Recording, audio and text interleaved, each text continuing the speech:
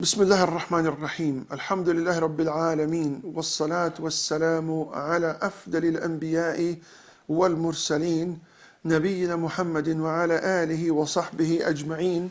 Em nome de Allah, o clemente, o misericordioso, louvado seja somente Allah, o Senhor do Universo, e que a paz e as suas bênçãos estejam com o profeta Muhammad, com toda a sua família e com todos aqueles que seguiram a sua orientação até o dia do juízo final.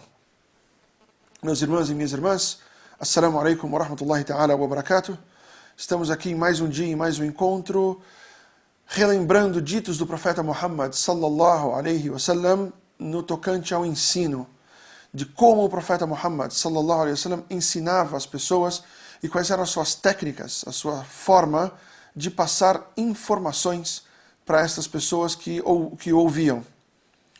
Vimos em vários capítulos passados que o profeta Muhammad sallallahu alaihi wasallam não se prolongava muito, se utilizava de poucas palavras, era sempre direto e claro.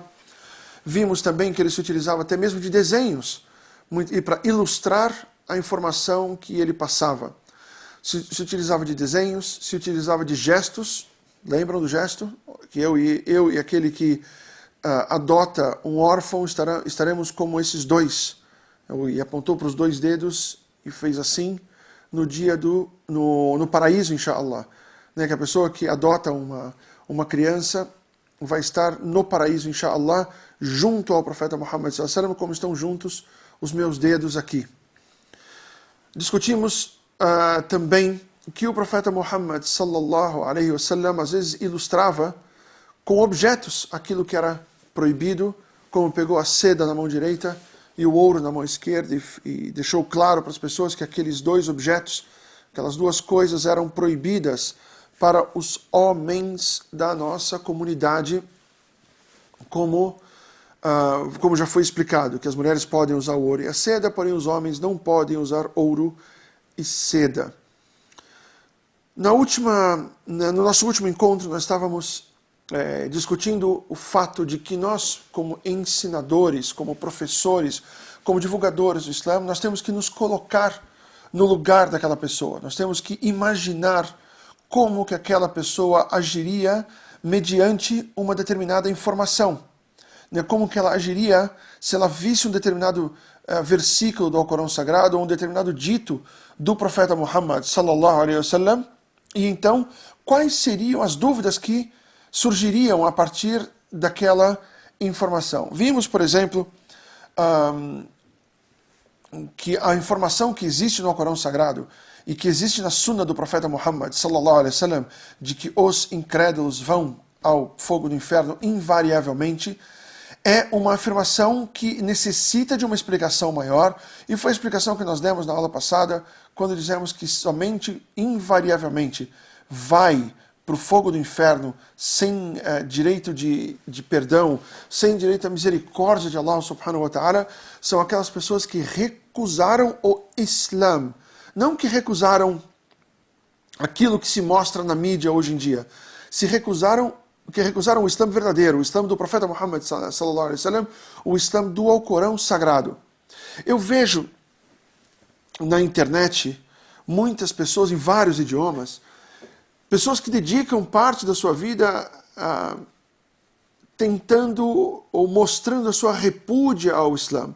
E eu vejo que a maioria das informações que essas pessoas têm sobre o Islã nada mais são do que atitudes de determinados muçulmanos, atitudes de alguns muçulmanos, provavelmente ignorantes, que não representam o Islã e com atitudes que não fazem parte nem do Alcorão nem da Sunna do profeta Muhammad sallallahu alaihi wasallam.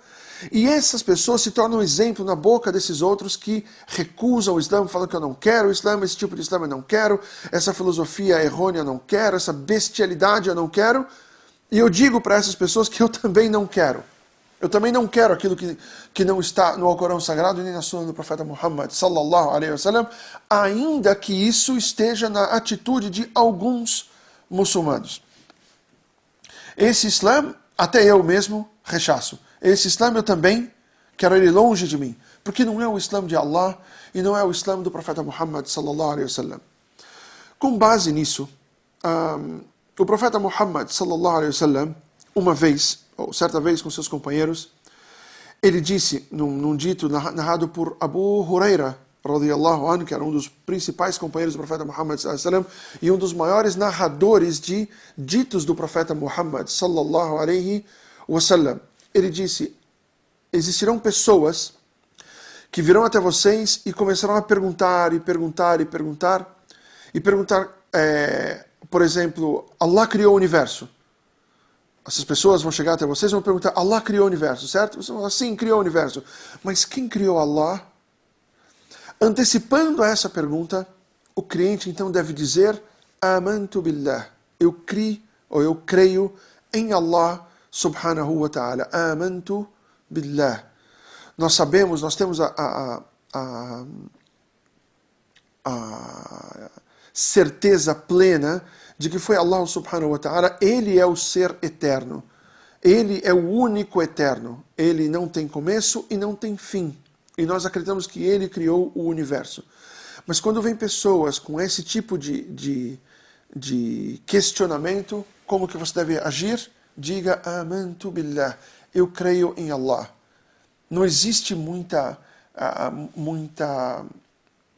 discussão em cima disso. A existência de Allah subhanahu wa ta'ala é uma lógica. A existência de Allah subhanahu wa ta'ala é lógica e provado até mesmo pela ciência. Ainda que algumas pessoas não vejam ou não coloquem desta forma. Se nós sabemos cientificamente, é provado cientificamente que o nada não é capaz de criar algo, a ausência não cria nada. Certo? A ausência não cria nada. Então, não é possível que todo o universo tenha vindo do nada, ou o nada tenha criado o universo. Nós temos a teoria do Big Bang hoje em dia, por exemplo. Então existiu uma explosão que criou o universo, aquela coisa toda, mas o que provocou essa explosão? Alguém deve ter, alguma força deve ter feito com que esse Big Bang existisse, que essa primeira grande explosão existisse. E aquele que fez com que essa explosão existisse foi Allah subhanahu wa ta'ala. E nós temos a teoria do Big Bang no nosso Alcorão Sagrado. Para quem estiver interessado, que vá lá no capítulo dos Profetas e diz, acaso não creem os incrédulos? Acaso não veem os incrédulos que todo o universo, prestem bem atenção, que todo o universo era uma só massa, era uma só coisa, a qual desagregamos, ou seja, Allah pegou isso e desagregou e criamos todo o ser vivo da água. Então Allah subhanahu wa ta'ala diz, existiu algo parecido com o Big Bang, talvez não da mesma forma que os cientistas dizem que tem essa teoria ainda, que é uma teoria do Big Bang, não se pode acreditar nela piamente, cientificamente, mas nós já temos indícios há mais de 1.400 anos atrás, no Alcorão Sagrado, que Allah subhanahu wa ta'ala desagregou uma massa, e essa massa foi expandindo, e Allah diz no Alcorão Sagrado que o universo caminha, ou seja, ele singra o universo, os planetas e a existência está toda em movimento, o universo está em movimento, isso também está no Alcorão Sagrado, mas quem foi que iniciou esse movimento? De onde veio essa energia que fez o primeiro impulso? Né? Se você colocar algo no vácuo, coloca uma bola, não, uma esfera no vácuo, ela não vai se mover. Por quê? Porque não tem nada que a empurre, porque é vácuo. Ou seja, é necessário uma energia inicial para que as coisas aconteçam. Essa energia, os não muçulmanos podem chamar isso do que for. Né? Você pode chamar isso do que for, mas isso é Allah subhanahu wa ta'ala al-mubdi, ou seja, aquele que iniciou. Huwa alladhi bada'a, ele que iniciou a criação. Então, quando chegar nessa, mas quem criou Allah? Allah subhanahu wa ta'ala diz no Alcorão Sagrado, Allah subhanahu wa ta'ala diz no Alcorão Sagrado que Ele é eterno e Ele é infinito. Só Ele é o eterno e só Ele é infinito. Então, quando chega nesse questionamento de quem foi que criou Allah, dizemos Amantu billah. Ou seja, eu creio em Allah subhanahu wa ta'ala. Da mesma forma, numa outra narrativa, muito parecida com essa primeira, muito parecida com essa primeira.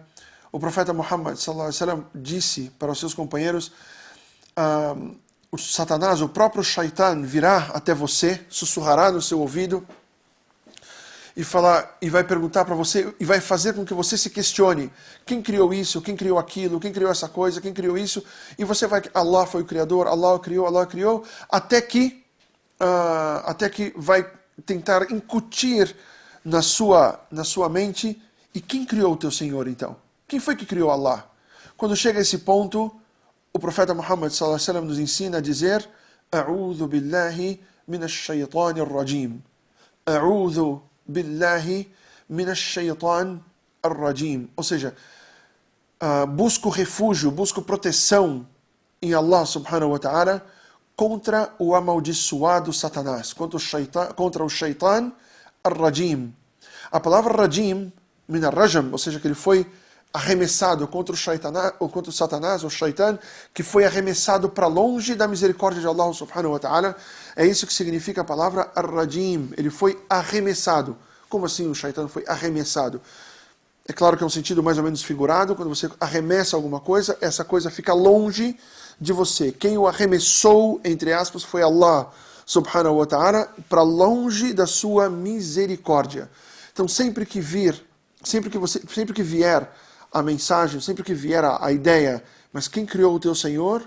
Para e fala: A'udhu billahi minash shaitanir rajim. Amparo-me em Allah, busco refúgio em Allah subhanahu wa ta'ala contra o amaldiçoado Satanás, e deixa de pensar nesse tipo de assunto. Nós já sabemos cientificamente, logicamente, que Allah subhanahu wa ta'ala existe e que Ele é o Criador de todas as coisas. Perfeito? É necessário que tenhamos isso em mente e não deixemos com que o Shaitan brinque com a nossa consciência. E deixemos de pensar nisso imediatamente. Jazakumullahu khairan. Eu sei que o assunto é um pouco delicado e caberia mais e mais programas, mas paramos por aqui por hoje. Esperamos vocês nos próximos encontros, inshallah, no canal Córdoba Internacional, transmitindo agora também programas em português. Jazakumullahu khairan, barakallahu fikum, wassalamu alaikum wa rahmatullahi ta'ala wa barakatuh.